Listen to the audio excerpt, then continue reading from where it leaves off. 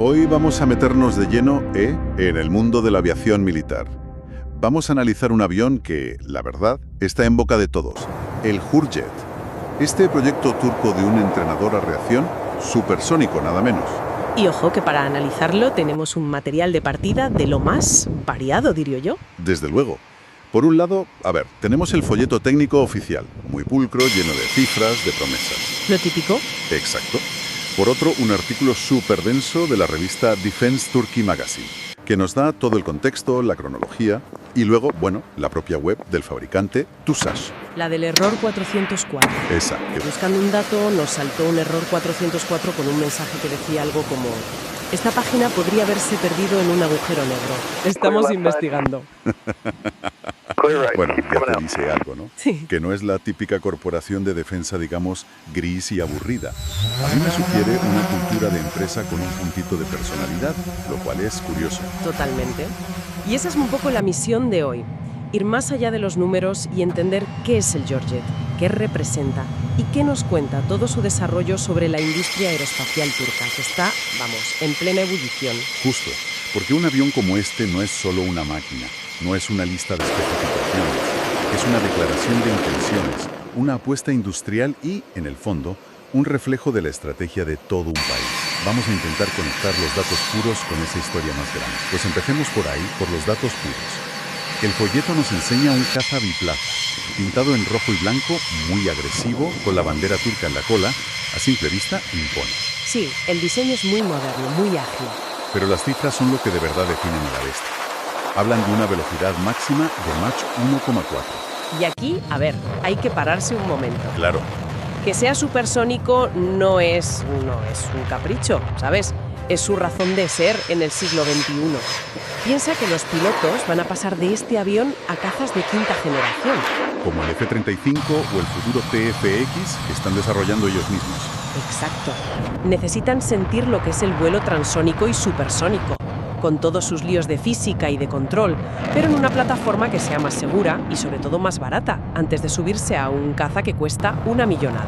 Entiendo, es como aprender a conducir un Fórmula 1 practicando primero en un deportivo de gama alta, no en un utilitario. Justo esa es la idea. Vale. Siguiendo con las cifras, tiene un techo de servicio de 45.000 pies. Esos son casi 14.000 metros. Una altitud considerable, ¿sí? Y un régimen de ascenso de, atención, 48.500 pies por minuto. Cuando leí esto, me costó hacerme una idea de lo que significa. Es una pasada. Vamos a ponerlo en perspectiva. Es como si subieras casi 3 veces la altura del Teide, desde el nivel del mar, en un solo minuto, 60 segundos. ¡Qué barbaridad! Es una cifra que lo mete de cabeza en la élite de los entrenadores.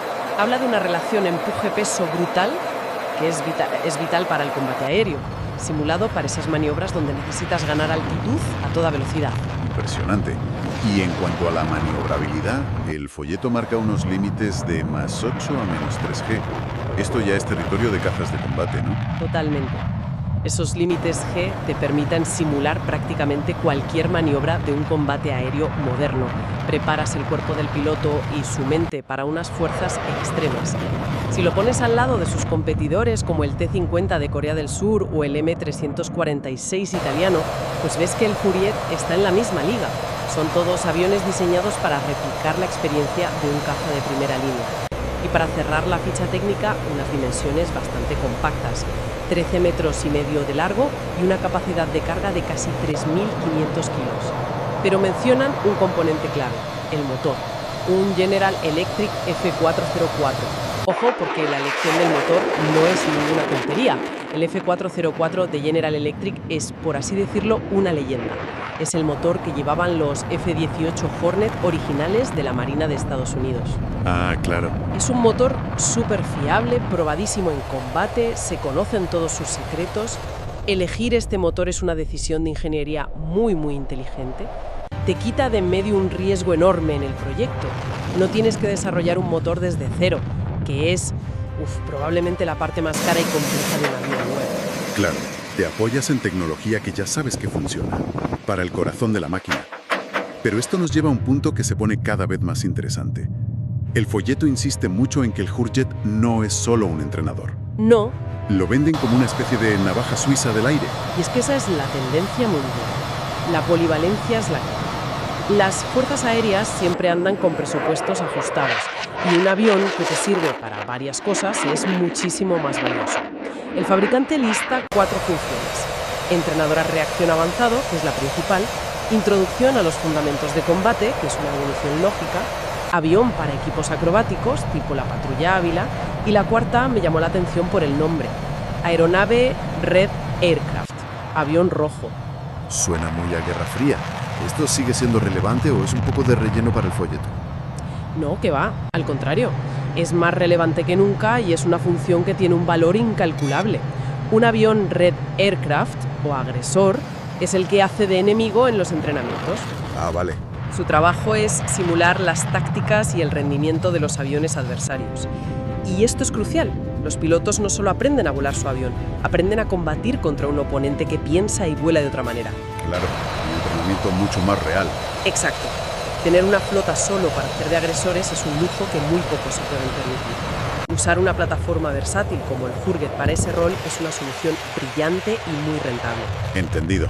Entonces, sobre el papel tenemos un avión potentísimo y súper versátil. La gran pregunta es, ¿cómo se llega a construir algo así desde cero? El artículo de Defense Turkey Magazine nos da unas claves sobre el origen que a mí me sorprendieron. La historia del proyecto siempre cuenta tanto o más que las especificaciones. Totalmente. La empresa es TUSAS, Turkish Aerospace Industries, y no son ningunos novatos, para nada. No, su catálogo, agujeros negros aparte, es enorme. Helicópteros de ataque, drones que han cambiado guerras, como el ANCA, satélites. Son el pilar de la industria aeroespacial turca, una industria que ha crecido de una forma exponencial en las últimas 2 décadas. Hay una política de Estado muy clara de buscar la soberanía tecnológica en defensa. El Hurget no sale de la nada, es la culminación de un camino muy largo en el que han ido cogiendo músculo con otros proyectos. Como el Bayraktar o su propio caza de 5ª generación. La cronología que da el artículo lo confirma. Los estudios empiezan en julio de 2017. Apenas un mes después, en agosto, se lanza el programa. Pero aquí viene el dato que me dejó pensando. TUSAS lo arranca como un proyecto financiado al 100% con fondos propios. Y esto es importantísimo. En el mundo de la defensa, lo normal es que el gobierno diga, necesito esto, y las empresas compitan. Claro. Empezar a desarrollar un avión supersónico con tu propio dinero, sin un contrato firmado, es un riesgo altísimo. Es una jugada que demuestra una confianza brutal en su capacidad técnica y, sobre todo, que leyeron muy bien lo que iba a necesitar su principal cliente, la Fuerza Aérea Turca. Es como decir, sabemos que vais a necesitar esto. No vamos a esperar a que nos lo pidáis. Nos ponemos ya. Una estrategia proactiva, no reactiva. Y la apuesta le salió bien. Un año después, en julio de 2018, el gobierno turco se suma oficialmente al proyecto. Ya con el trabajo adelantado. Claro. El siguiente hito que se menciona es la finalización de la revisión crítica del diseño, la CDR, en marzo de 2021. La CDR. Ese es el punto de no retorno. Es el momento en que los ingenieros ponen sobre la mesa miles de páginas de diseños, simulaciones, y un comité de expertos tiene que dar el OK definitivo. A partir de ahí, el diseño se congela y se empieza a fabricar. Es un momento de máxima tensión. El artículo apunta que esta fase se completó con unos meses de retraso sobre el plan original de agosto de 2020. En un proyecto así, un retraso de este tipo es mala señal. Para nada. De hecho, podría ser todo lo contrario. En el sector aeroespacial, lo de vísteme despacho, que tengo prisa, es ley. Recuerdo haber trabajado en un satélite donde un retraso de 6 meses en la revisión de diseño nos permitió pillar un fallo de software que habría sido una catástrofe en órbita. Unos meses de demora, en una fase tan crítica como la CDR, para mí no es señal de problema, sino de diligencia. Se tomaron su tiempo para asegurarse de que todo estaba perfecto. Es una perspectiva interesante. Y hablando de calendarios, el artículo nos lleva a una contradicción o una evolución sobre la fecha del primer vuelo, que es como un pequeño drama en 3 actos. El momento de la verdad para cualquier avión nuevo. El día en que la ingeniería se la juega contra la realidad. Exacto. El CEO de TUSAS, Temel Kotil, hace una primera declaración en diciembre de 2020 y afirma que el primer vuelo del Hurget será el 18 de marzo de 2023. una fecha elegidísima. Muy específica. Es el 108 aniversario de la victoria naval de Çanakkale, un evento fundacional en la historia turca, como la batalla de Galípoli para los aliados. Es un gesto con un simbolismo potentísimo. Estás uniendo un logro tecnológico de vanguardia, un símbolo de futuro, con un momento heroico del pasado. Es un mensaje para dentro y para afuera. Nuestra capacidad tecnológica es una extensión de nuestra historia y nuestra soberanía. Es pura narrativa nacionalista metida en un calendario de ingeniería. Pero aquí viene el giro. Solo 2 meses después, febrero 2021, el mismo CEO anuncia un cambio. El primer vuelo se adelanta a diciembre de 2022. Ah, vaya. Se abandona la fecha patriótica por uno mucho más cercana y en apariencia técnica. ¿Cómo interpretamos este cambio tan brusco? Esto es fascinante, porque aquí ya no hablamos de ingeniería, sino de estrategia y comunicación. A ver, hay varias lecturas. La lectura optimista es que una vez superada la CDR, se dieron cuenta de que el ensamblaje y las pruebas iban mucho más rápido de lo previsto. Adelantar el primer vuelo sería una demostración de fuerza industrial. ¿Y la lectura menos optimista? O más estratégica, quizás. La lectura más estratégica sería que se trató de un cambio de comunicación. Quizás la fecha inicial de marzo de 2023 era un objetivo ambicioso pero seguro, con margen. Al ver que el proyecto iba bien, decidieron adelantarlo a diciembre de 2022. De cara al público y a posibles clientes de exportación, no comunicas un proyecto que cumple su calendario, comunicas un proyecto que supera las expectativas y se adelanta. Claro, genera una percepción de éxito. Exacto. Genera una percepción de dinamismo, de dominio del proceso, que comercialmente es oro.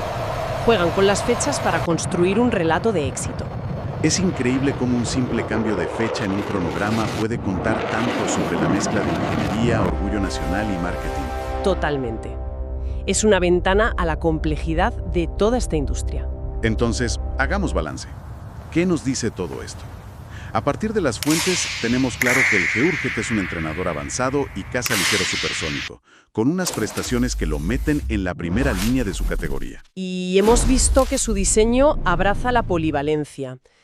No es solo una escuela de vuelo, es una plataforma pensada para simular combates, hacer acrobacias y, quién sabe, hasta actuar como avión de ataque ligero. Eso lo hace muy atractivo. También hemos trazado su historia. Un desarrollo que nació de la iniciativa privada de TUSAS en el contexto de una industria nacional en plena autoafirmación y que luego consiguió el respaldo del Estado. Un proyecto que ha manejado sus hitos con una mezcla curiosa de simbolismo patriótico y pragmatismo técnico. Exacto. Si unes todos los puntos, el proyecto Hürjet es mucho más que un avión. Es una tarjeta de visita. Es la demostración de Turquía al mundo de que ha alcanzado la madurez tecnológica para diseñar y construir sistemas aéreos complejos de principio a fin. Y esto se enmarca en una tendencia global de potencias medias como Corea del Sur, Brasil o la propia Turquía, que buscan reducir su dependencia de los proveedores de siempre, como Estados Unidos o Rusia. Es una declaración de independencia geopolítica con alas. Y esto nos deja con una última reflexión, una pregunta que queda ahí flotando y que sale de los propios datos que hemos visto. A ver, el folleto especifica, como hemos dicho, que el motor es un General Electric F404, estadounidense. Y aquí está la paradoja. En un mundo de cadenas de suministro globales, pero también de tensiones geopolíticas, la pregunta que queda para reflexionar es: ¿qué implicaciones estratégicas supone para un país construir una aeronave insignia, un símbolo de su soberanía nacional, cuando su corazón, su motor, depende de la buena voluntad de una potencia extranjera? ¿Hasta qué punto se puede ser realmente independiente cuando un componente tan vital viene de fuera?